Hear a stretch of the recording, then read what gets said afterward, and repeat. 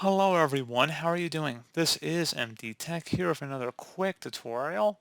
In today's tutorial, I'm going to show you guys how to go about resetting your virtual memory or page file on your Windows 10 or Windows 11 computer.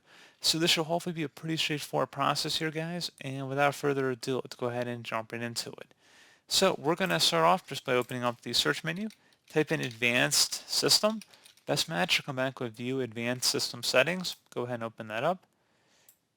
For performance, visual effects, processor scheduling, memory usage, and virtual memory, select the settings button. And now you want to select the advanced tab.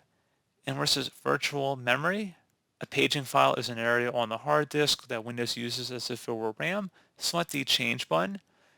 And at this point, you can go ahead and modify it directly through here. So you likely would find it in this condition here. So if you wanted Windows to automatically manage it in the future, you can just check mark this box up here.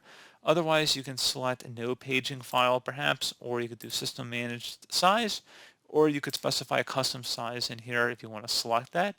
And that's pretty much it, guys. So usually just letting Windows automatically manage it is what I would recommend. And then just select OK. You will need to restart your computer for the changes to take effect. So select apply and OK again.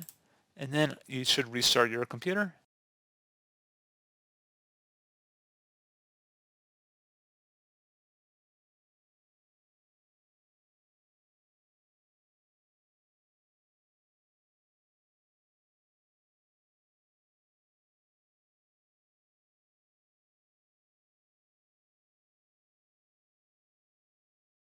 And there you go, guys. Pretty straightforward process. And as always, thank you for watching. Do I was able to help you out. And I do look forward to catching you all in the next tutorial. Goodbye.